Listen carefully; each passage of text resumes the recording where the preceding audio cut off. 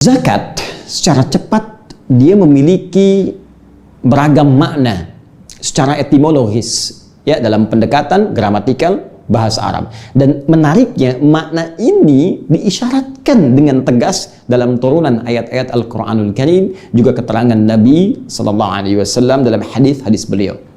Kita turunkan pertama di antara maknanya, dia bisa bermakna as-sidqu wan-nama.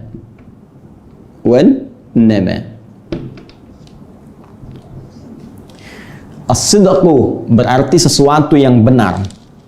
Dalam konteks ini, orang yang berzakat, dia telah menunjukkan kebenaran imannya di hadapan Allah Subhanahu wa taala. Sekali lagi, kenapa zakat disebut dengan as-sidqu? Ingin memberikan gambaran kepada kita bahwa orang yang zakat, dia telah menunjukkan kebenaran imannya di hadapan Allah Subhanahu wa taala. Ketika Allah perintahkan, misal kalimat zakat pertama Al-Baqarah ayat 43, wa aqimus shalah wa atuz zakah. Dirikan olehmu salat, tunaikan zakat. Sedangkan menunaikan amal soleh, baik salat ataupun zakat, mustahil bisa dikerjakan kalau nggak ada iman.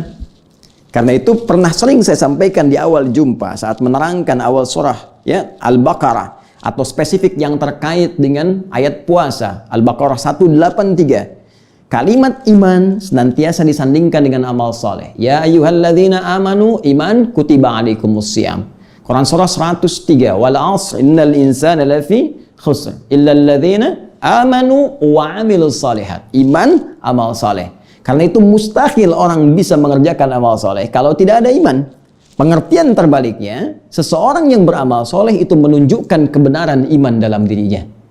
Nah, karena itu Allah menguji kita, apakah masih ada iman yang benar dalam diri kita yang bisa kita tampakkan. Salah satunya diturunkan ibadah zakat ini disebut dengan as-sidqu, untuk menunjukkan kebenaran iman yang masih melekat dalam jiwa kita.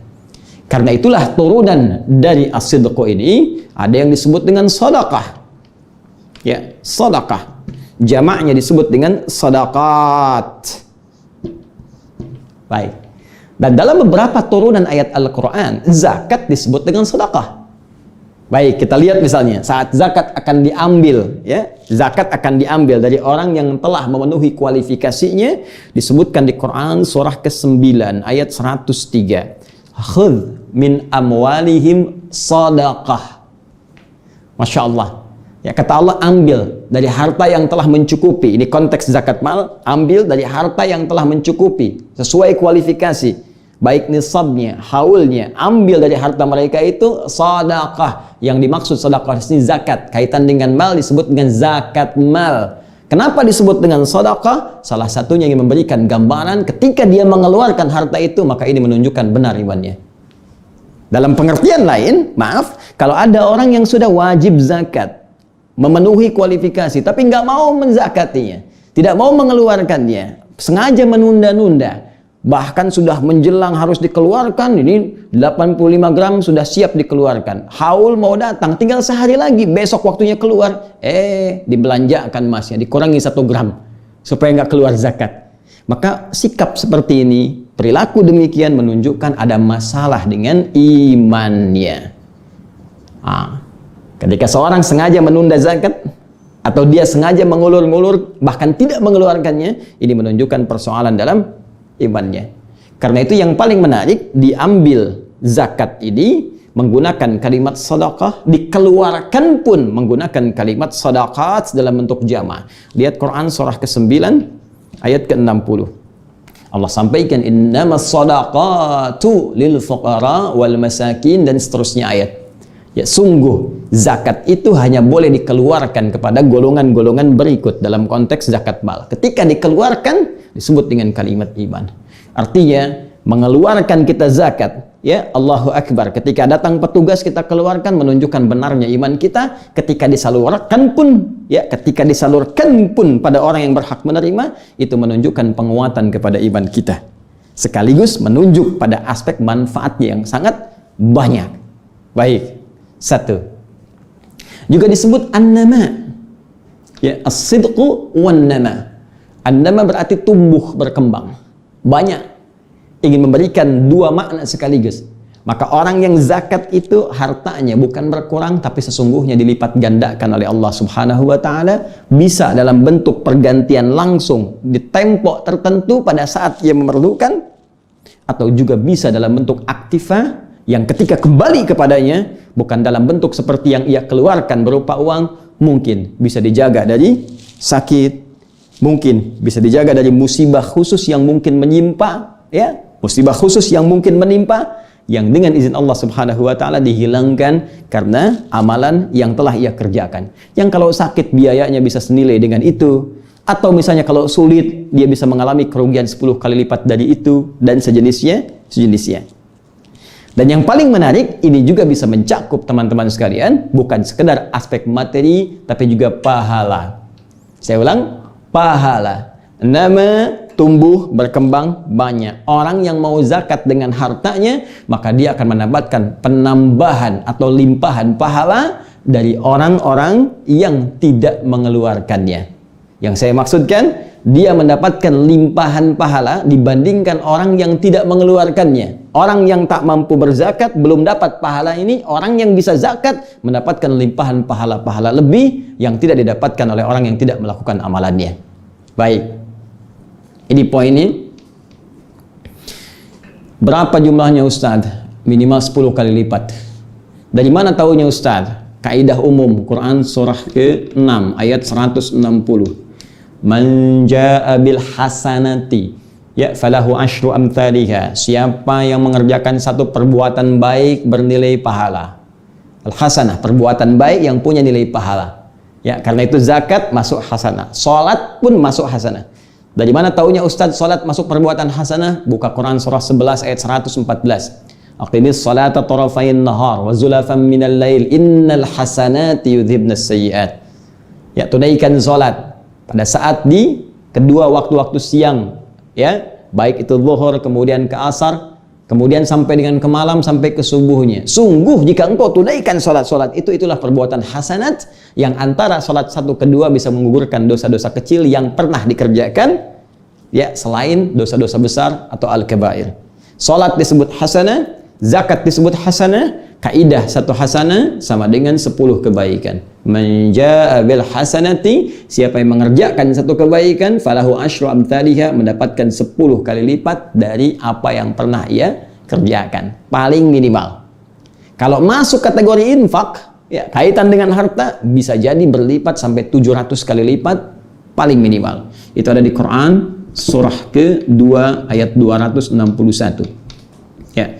Mathalul ladzina yunfiquna amwalahum fi sabilillah kamathali habbatin ambatat sab'a sanabil fi kulli sumbulatin mi'atu habbah wallahu yudha'ifu liman yasha' wallahu wasi'un 'alim. Perumpamaan orang mau berinfak di jalan Allah seperti menanam satu benih, tumbuh 7 tangkai, setiap tangkai punya 100 butir lagi, 1 kali 7 kali 100, 700 kali lipat, itu minimal. Dan kata Allah, wallahu yudha'ifu liman yasha. Kalau kamu tak berhitung, aku lipat gandakan tanpa hitungan pada siapa yang dikehendaki. Nanti akan terlihat saat kita akan berpulang kepada Allah, akan kelihatan. Terlihat pahala infak kita, terlihat pahala zakat kita di hadapan Allah Subhanahu wa Ta'ala. Makna yang pertama. Dua, teman-teman, ini bisa berarti pula at-tathhir atau at-taharah. At-tathhir bermakna taharah, sesuatu yang mensucikan, sesuatu yang membersihkan, sesuatu yang menghapuskan kotoran-kotoran yang mungkin tampak. Ya, makna ini kita temukan di antaranya di Quran surah ke-91 ayat 9. Zakat diartikan dengan tathhir. Qad aflaha man zakkaha. Akan sungguh bahagia orang-orang yang mampu zakat, menyucikan, membersihkan keadaan jiwanya, bersihkan dari perasaan kotor, bersihkan dari dengki, dari sifat iri, riya, ya, ujub, sum'ah. Orang yang cenderung membersihkan dari penyakit hati, maka hidupnya cenderung bahagia. Orang kalau nggak iri cenderung bahagia, ya. Orang kalau tidak senang pada hal-hal yang nampak pada orang, pada kebaikan dan berkeinginan menghilangkannya, dengki misalnya, cenderung bahagia. Orang yang tak punya penyakit hati intinya bahagia. Ketika akan disucikan disebut dengan zakah. Zakah senapas dengan makna at-tathhir.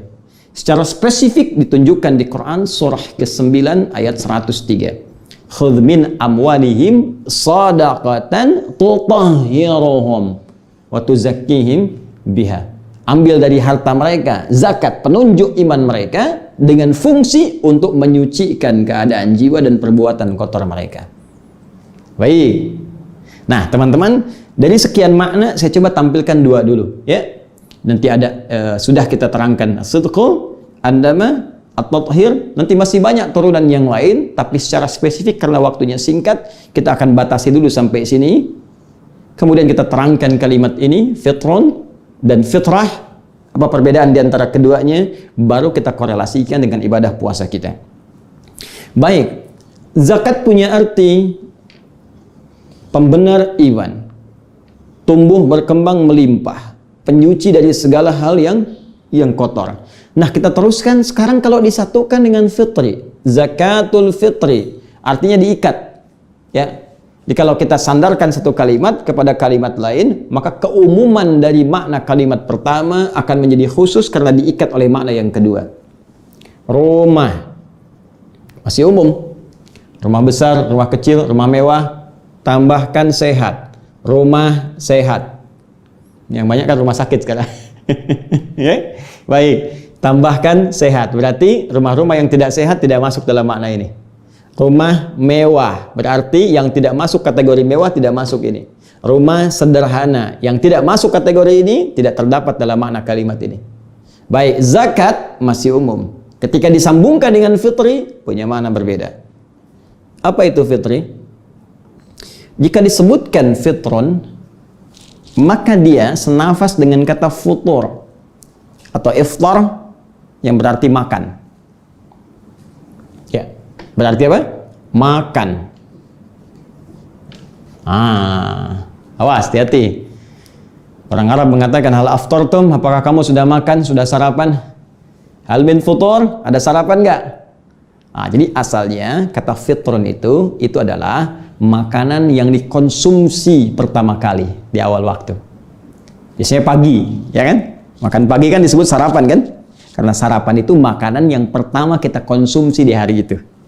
Ya, karena itu orang Arab menyebut sarapan dengan futur. Ya, siang dengan ghada. Baik, makan malam dengan asya. Baik, karena disebut futur, sebetulnya asal maknanya makanan yang pertama dikonsumsi. Baik. Yuk kita turunkan lagi teman-teman sekalian. Masih ingat kalau hari pertama di bulan Syawal setelah selesai Ramadan disebut apa harinya? Betul, Idul Fitri. Tulisannya begini, Idul Fitri. Baik, Idul Fitri. Id artinya kembali. Fitri tadi apa? Makan, ya. Asalnya makan. Baik, kembali makan lagi. Ingin menunjukkan puasa Ramadan yang telah kita tunaikan sudah selesai, sudah tuntas, maka besoknya untuk menunjukkan sudah tidak puasa lagi, maka diawali dengan makan untuk menunjukkan sudah puasa sudah selesai. Makanya haram hukumnya puasa di hari pertama Syawal untuk menunjukkan bahwa sudah selesai puasanya, tuntas. Karena itu sunnahnya beda dengan Idul Adha.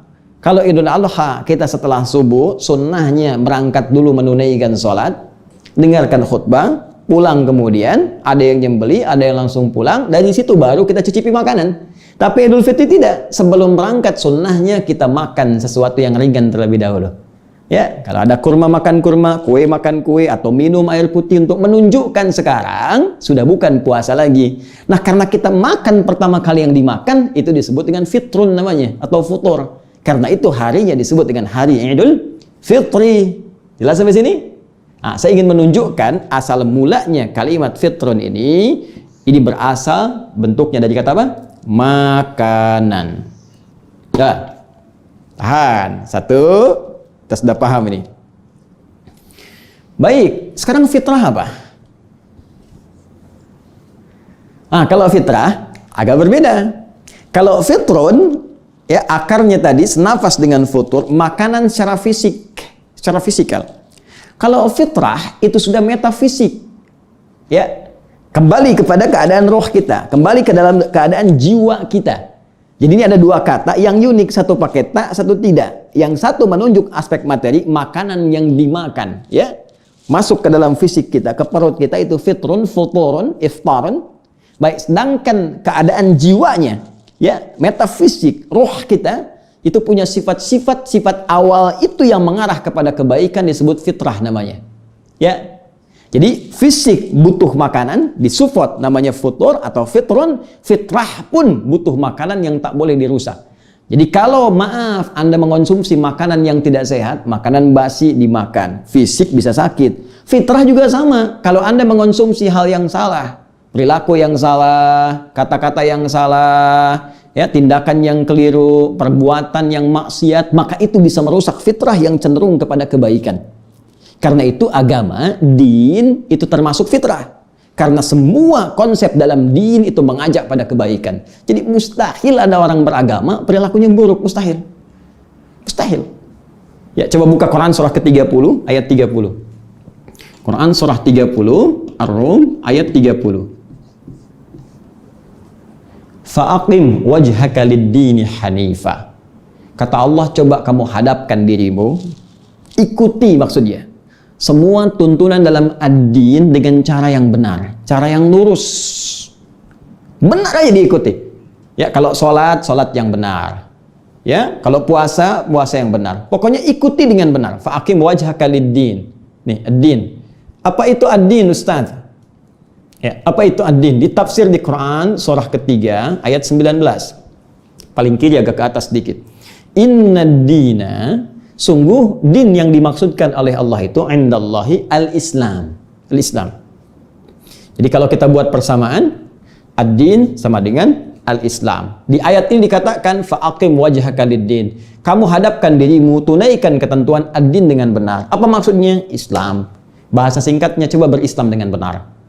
Berislam dengan lurus, tunaikan sesuai dengan ketentuan yang telah Allah tetapkan, yang Rasul telah ajarkan, diteruskan oleh para pemahaman ulama kita, sesuai petunjuk dari Nabi Sallallahu Alaihi Wasallam. Kerjakan dengan benar itu semua. Apa di antara turunan pekerjaannya? Aktivitasnya apa? Kita tunjukkan misalnya dengan hadis riwayat Muslim, nomor hadis yang ke-8 dari sahabat Umar bin Khattab, yang meriwayatkan ketika Nabi ditanya oleh malaikat Jibril, mal Islam, apa saja amalan pokok dalam Islam? Kata Nabi, antasyhada an la ilaha illallah wa anna Muhammadar Rasulullah. Pertama, orang Islam itu syahadatnya benar, jadi nggak usah dicampur-campur. Ya, jangan ikut sana, ikut sini, campur-campur semua keyakinan, hormati keyakinan orang lain, tapi jaga prinsip keyakinan kita. Dan saling menghormati itu wujud toleransi yang paling sempurna tanpa harus mencampurkan satu dengan yang lain. Kemudian apa setelahnya? Wa tuqimas shalah, tunaikan salat, wa tu'tiya zakat, keluarkan zakat, salat yang benar. Makanya kalau orang salatnya benar, diikuti dengan benar, dia jadi orang baik. Karena itulah muncul keterangan di Quran surah ke-29 ayat ke-45. Innas salata tanha 'anil fahsya wal munkar. Sungguh kalau orang salatnya benar akan terbebas dari dua sumber keburukan. Satu fahsya, dua mungkar. Nggak ada yang lain. Kata-kata kotor, jorok, gosip, pornoaksi, pornografi, fahsya. Korupsi, merampok, membunuh, membegal, menipu, segala rupa, mungkar. Jadi kalau orang sholatnya benar, mengikuti syariat dengan benar, Islamnya benar, dinnya benar, jadi orang baik. Nah, belum selesai ayatnya. Fitratallahi allati fataran nasa 'alaiha. Itulah fitrah yang Allah tetapkan pada setiap manusia tanpa kecuali. Jadi kalau manusia itu, maaf, kembali kepada fitrahnya, pasti jadi orang benar. Pasti jadi orang lurus. Bagaimana cara menghadirkan kebenaran itu? Ikuti petunjuk agama dengan benar, yang dimaksudkan Islam. Ikuti syariatnya, ikuti tuntunannya, ikuti arahannya. Maka kita bisa simpulkan, fitrah itu adalah nilai-nilai kebenaran. Jujur itu fitrah. Tawadhu, ya, rendah hati itu fitrah. Dermawan itu fitrah, lembut itu fitrah. Karena itu nilai agama keseluruhannya mengajarkan pada nilai-nilai kebaikan itu. Nah, kalau ini kemudian dihambat atau ditutup, bahkan dikotori dengan perbuatan maksiat, seharusnya jujur jadi bohong, seharusnya lembut jadi kasar, seharusnya mencinta jadi mencela, seharusnya merangkul jadi memukul. Kok tiba-tiba belajar agama jadi pandai marhardik? Kok tiba-tiba belajar agama jadi pandai mencela? Katanya mau ta'lim, tapi sama-sama saling berselisih. Maka di mana nilai-nilai fitrahnya? Maka ini yang harus dikembalikan. Nah, kalau kita jadikan kalimatnya menjadi zakatul fitri, ini ke sini zakatul fitri ini berupa fisik makanan, kalau fitrah berupa metafisik pada nilai-nilai kemuliaan yang melekat pada jiwa. Tadi ini kaitan dengan pembersihan jiwa, ini kaitan dengan aspek makanan.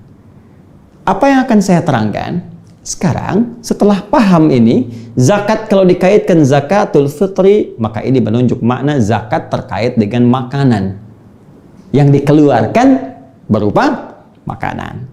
Tapi kalau kita katakan zakatul fitrah, itu artinya menunjuk pada fungsi zakatnya. Ketika dikeluarkan, maka akan cenderung melatih kita mengembalikan kepada fitrah yang benar. Ya, membersihkan. Zakat bermakna membersihkan, tathhir, ini tadi. Maka dengan zakat ini, kita akan dibersihkan dari keadaan-keadaan yang kotor, perbuatan-perbuatan yang buruk, sehingga dengan itu melimpahkan nilai-nilai kebaikan yang sebelumnya tertutup dalam pandangan kita. Baik, kalau sudah paham ini, yuk kita kaitkan dengan bagian kedua, apa korelasi zakat fitri dengan zakat fitrah serta hubungannya dengan siam Ramadan. Baik, sebelum ke sana, ayo kita simpulkan dulu sebentar. Jadi kalau ada yang menyebutkan zakat fitri, itu benar. Kaitan dengan bentuk objek pengeluarannya, materinya. Kalau disebutkan zakat fitrah juga, nilainya benar jika ingin dimaksudkan pada fungsi spiritualnya, metafisiknya terkait dengan pengembalian pada kesucian jiwa. Baik, sama saja dengan begini, Idul Fitri, Idul Fitrah. Cuma kan jarang ada yang menyebut Idul Fitrah.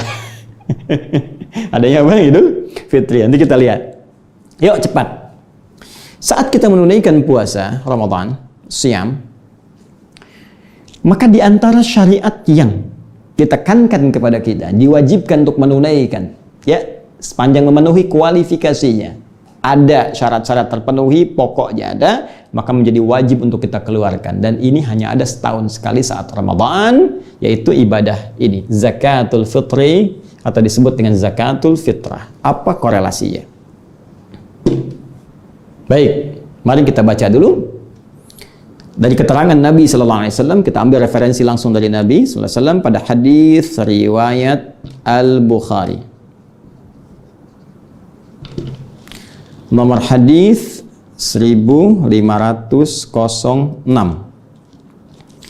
Babnya, ya, kalau nanti nomornya ada perbedaan, cari di babnya, ya. Mungkin Anda lihat di versi cetakan lain, atau kadang-kadang carinya ringkasan. Jadi kita kembali ke kitab, yang lain cari ringkasan, ya, agak repot, ya. Nah, cari di bab Shadaqatul Fitri. Shadaqatul Fitri. Babnya kitabnya kitab zakat, babnya bab Shadaqatul Fitri. Rawinya, ya, yang meriwayatkan sahabat Ibnu Abbas radhiyallahu taala anhuma. Qala, beliau menyampaikan, qala Rasulullah sallallahu alaihi wasallam. Ya, disampaikan Rasulullah sallallahu alaihi wasallam pernah bersabda. Bahkan beliau sendiri yang menginformasikan. Farada Rasulullah sallallahu alaihi wasallam. Rasulullah sallallahu alaihi wasallam pernah, ya, menyampaikan kepada kami tentang kewajiban zakatul fitri. Kalimat nabinya langsung menyebutkan zakat fitri. Ini. Awas, hati-hati. Hati-hati. Saya ulang, hati-hati, hati-hati, hati-hati. Ketika tadi saya jelaskan di awal perbedaan antara zakat fitri dengan zakat fitrah dari segi fungsi makna, dan hadis di sini menyebutkan kalimatnya dengan fitri. Farada Rasulullah sallallahu alaihi wasallam zakatul fitri. Ya, Rasulullah sallallahu alaihi wasallam pernah menyampaikan kepada kami tentang kewajiban zakat fitri. Apa artinya? Jumhur ulama membaca artinya kewajiban zakat ini diikat pengeluarannya dengan menggunakan makanan. Ini poinnya. Jelas, ya? Ini poinnya. Awas, hati-hati. Baik, saya teruskan sebentar, ya. Nanti akan ketemu nih maksudnya apa. Tathiran lis-shaimi, ya, sebagai pembersih, penyuci nih. Ya. Atau dalam bahasa yang lain, tuhratan lis-shaimi, sebagai penyuci, pembersih. Penyuci, pembersih lis-shaimi bagi orang yang puasa. Awas, hati-hati, minal lagwi, dari perbuatan yang sia-sia. Awas. Warrafathi, kata-kata kotor. Masih ingat hadis pertama yang saya sebutkan? Ya, bahkan hadisnya hadis qudsi, tautannya ketika di awal jumpa puasa saya terangkan, as-siyamu junnatun, ya, fala yarfuth wala yajhal. Puasa itu akan menghasilkan perisai pada tubuh kita walaupun tak terlihat, tapi penjaga dari maksiat. Maka orang puasa jangan sampai menghadirkan perbuatan yang merusak, seperti berkata-kata kotor, berbuat tindakan yang tidak pantas. Wa in imru'un qatalahu aw syatamahu, jika ada orang memprovokasi bahkan mencelanya, jangan dibalas. Katakan kita sedang puasa. Tapi kan kadang-kadang tidak mudah mengontrol itu. Nggak sadar dibicarakan, nggak sadar dibikin status, nggak sadar saling mencela. Coba lihat, bukankah saat kemarin ramai 15 Ramadan tentang isu dukhan? Berapa banyak orang saling mencela? Bahkan ada yang mencela ustadz tertentu, ada yang saling juga mengejek, ada yang saling ini. Padahal Anda kan sedang puasa. Kenapa kita tidak berhusnudzan dengan sesuatu? Kenapa tidak mencari kalimat-kalimat yang enak untuk didengar? Lupa. Kita membuat orang lain dengan satu penilaian tertentu, kita pun lupa telah melakukan tindakan yang salah. Karena itu apa yang paling menarik? Saking sayangnya Allah kepada kita, diberikan amalan tertentu yang dengan amalan itu yang lupa-lupa tadi bisa dihilangkan oleh Allah, sehingga dikembalikan pada nilai-nilai kebaikan. Apa itu? Zakatul fitri tuhratan, ya, lis-shaimi. Zakat fitri ini diantara fungsinya bisa menyucikan, jadi penyuci bagi orang puasa, minal lagwi, dari perbuatan yang tidak pantas saat dia puasa itu. Ya, gibah tak pantas, mencela tak pantas, bahkan dirinci warafath, kata-kata kotor itu tak pantas. Kalau pernah terjadi saat puasa, itu bisa digugurkan, dihilangkan oleh Allah Subhanahu wa taala dengan kejelasan lisan Nabi, keterangan Nabi sallallahu alaihi wasallam melalui ibadah zakat fitri. Jadi ibadah yang dahsyat fungsinya. Bukan formalitas, bawa sesuatu, makanan, ya, atau ada yang bawa uang, keluarkan, selesai. Tidak sesimpel itu, teman-teman. Ada proses. Jelas ya? Wa tu'matan lil masakin. Dan ini jadi bahan pokok makanan untuk orang miskin. Ya. Makanan untuk orang miskin. Jadi jelas disebutkan kalimat oleh Nabi SAW. Kalimat pertama zakat fitri, yang kedua tugas pokoknya, fungsi pokoknya dari sini, ya, secara spiritual dia bisa menggugurkan kotoran-kotoran yang menempel dalam jiwa kita, dihilangkan, hilangkan. Baik, satu itu, bersihkan. Yang kedua, fungsi materialnya, dia bisa menjadi bahan pokok bagi orang miskin. Kenapa? Untuk mendapat makanan. Kenapa perlu dapat makanan? Untuk persiapan ini Idul Fitri. Jangan lupa, Idul Fitri itu kan di antara penandanya mesti makan. Ya, untuk menunjukkan puasa itu sudah tidak ada lagi. Ramadan sudah selesai. Tapi tahukah Anda, ada sementara orang yang nggak menemukan makanan. Bagaimana cara dia menunjukkan? Bagaimana cara dia menerangkan kalau puasa sudah usai, sementara makanannya nggak ada? Jelas? Saya pernah ditanya, satu masa ada sebuah kisah. Seorang anak, ya, disampaikan, Allahu Akbar, saat dia mau Idul Fitri, ya, ditanya, datang dia, kenapa? Ya, kayaknya besok saya masih puasa, Pak. Masya Allah, orangnya baik, soleh, rajin. Kok masih puasa? Kenapa? Ya, kayaknya pengen puasa saja. Allahu Akbar. Rupanya anak ini memberikan kode, bukan pengen puasanya. Dia tahu hukum puasa Idul Fitri itu tidak boleh, ya. Tapi dia ingin menunjukkan gak ada makanan di rumahnya yang harus dia batalkan. Baik. Bahkan yang paling menarik, ada pembuka yang sangat indah. Kasus lain mengatakan, Pak, apa hukumnya puasa di Idul Fitri? Setelah dicari-cari, kenapa anak ini berkata begini? Rupanya tidak ada makanan untuk dia makan, sampai dia mesti puasa lagi.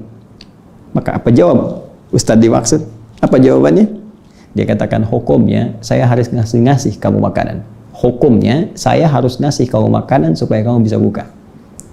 Karena itu, ingin saya tekankan di sini yang pertama, pemaknaan zakat fitri lebih ditekankan kepada makanan untuk disalurkan kepada orang-orang yang kesulitan mendapatkan makan saat dia akan menjelang Idul Fitrinya. Karena itu teman-teman sekalian, saya ingin langsung kepada bagian ini, ketentuannya. Karena itu, saya ingin ambil dari bentuknya, jumhur ulama, khususnya di madhab Malikiyah, pengikut Imam Malik, madhab Syafi'i, Imam Syafi'i, madhab Hambali, mengikut Imam Ahmad bin Hanbal, dan sanadnya tersambung kepada Nabi sallallahu alaihi wasallam dalam konteks ini. Ya, jumhur bersepakat bahwa zakat fitri dikeluarkan dalam bentuk makanan. Jelas? Karena tujuan pokoknya untuk memberikan kesempatan pada orang yang tak dapat makanan supaya bisa makan dan membatalkan puasanya saat masuk hari raya itu. Jadi dalam konteks ini panitia penerimaan kalau ingin ikut yang jumhur ini, Anda bisa saja dari orang yang zakat mau ngasih zakat fitri, bisa Anda terima dalam bentuk uang, tapi saat dikeluarkan kepada orang yang memerlukan itu sesuai kualifikasi hadis, tu'matan lil masakin, diberikan pada orang yang kesulitan mendapat makanan, maka keluarkan dalam bentuk makanan. Ya, maka dalam mazhab jumhur, terima dari orang zakat, boleh langsung menggunakan makanannya, atau dia titipkan uang kepada Anda pengelola, tapi uang itu Anda konversi dalam bentuk makanan untuk disalurkan kepada orang yang membutuhkan tadi. Jelas? Nah, bisa Anda misalnya kemas dalam bentuk makanan pokok. Ada berasnya, ada minyaknya, ada sardennya, ada macam-macam dan sebagainya. Satukan, salurkan. Baik, ada pendapat kecil dari golongan mazhab Abu Hanifah, ya, yang beberapa ulama kontemporer juga ada yang sepandangan dengan itu, seperti Dr. Yusuf Al-Qardawi, ya, atau juga yang senafas dengan beliau mengatakan bisa saja dikonversi bentuk makanan itu kepada nilai uang karena melihat hajatnya, kebutuhannya, ya, dengan alasan bahwa teman-teman sekalian hajat hidupnya sekarang, ya, kadang banyak dapatkan makanan tapi pengiringnya yang sulit beberapa bagiannya. Maka golongan kedua ini berpendapat karena hajatnya dalam kondisi tertentu, uang lebih banyak dibutuhkan pada kalangan tertentu, maka boleh jadi ini bisa diberikan kepada orang yang menerima zakat tadi dalam bentuk uangnya. Hanya saya pribadi lebih cenderung mengkompromikan ini, cenderung pendapat pada jumhur tetap diberikan dalam bentuk makanan pokok, sedangkan aspek yang lainnya seperti mungkin ada pakaian yang dibutuhkan saat Id atau aspek penunjang lain itu bisa Anda ambil dari pos infak, zakat mal, yang tentunya saat Ramadan pun itu terkumpul. Jadi Anda bisa satukan zakat fitri untuk makanannya, amplopnya dipisah dari pos zakat mal atau infak, satukan dengan makanan pokok, berikan kepada penerimaannya. Ya, berikan kepada orang yang berhak menerimanya. Maka itu akan lebih, menurut saya, melengkapi apa yang tadi diberikan pandangan di antara keduanya. Satu. Bahasan terakhir, ya, ukuran. Ini menarik, kalau kita lacak lagi ke hadis Nabi SAW, ketika menunjuk ukuran, itu pun mengarah ke makanan lagi. Buka Abu Daud misalnya, hadis riwayat Abu Daud. Nomor hadis 1609, 1609. Ah, rawinya aja, rawinya Abu Sa'id Al-Khudri. Ya, Abu Sa'id Al-Khudri. Abu Sa'id Al-Khudri. Beliau mengatakan, kunna nu'tiha fi zamani an-nabi sallallahu alaihi wasallam. Kami ini kalau sejak zaman Nabi selalu mengeluarkan zakat fitri itu min ta'amin, bentuknya selalu makanan. Ya. Zaman Nabi ada dinar, ada dirham, tapi yang dikeluarkan apa? Dikeluarkan makanan. Yang lain berargumen ya karena uang dinar dirham sedikit yang punya, kalau makanan banyak yang punya. Karena itu setiap orang berpotensi bisa mengeluarkannya. Nah, tapi kita ambillah yang pokok ke sini. Kata Abu Sa'id Al-Khudri radhiyallahu ta'ala anhu, kami biasa keluarkan zaman Nabi itu dalam bentuk apa? Makanan. Kadarnya bagaimana? Sa'an min tamarin, satu sa'. Ya, dari kurma, tamar.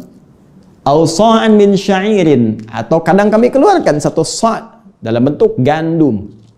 Ya, kurma, gandum, satu sa'. Satu sa' itu kalau konversi sekarang sekitar 2,5 kilogram, ya, atau juga bisa 3,5 liter, ya.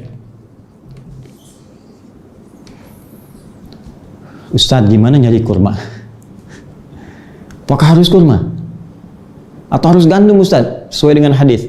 Nah, teman-teman, ada yang melihat di sini dengan metode analogi kias. Zaman Nabi sampai sekarang, orang Arab makanan pokoknya kurma. Orang Arab makanan pokoknya beras, bagi yang makan beras. Tapi umumnya orang Arab makanan pokoknya apa? Kurma dan atau gandum. Kurma dan atau gandum. Nah, karena dilihat, oh ini kan makanan pokok, berarti kata para ulama, setiap tempat kalau makanan pokoknya berbeda, maka makanan pokok itu yang dikeluarkan bentuk zakat. Tidak harus sama berupa kurma atau gandum. Nah, sekarang apa makanan pokok kita?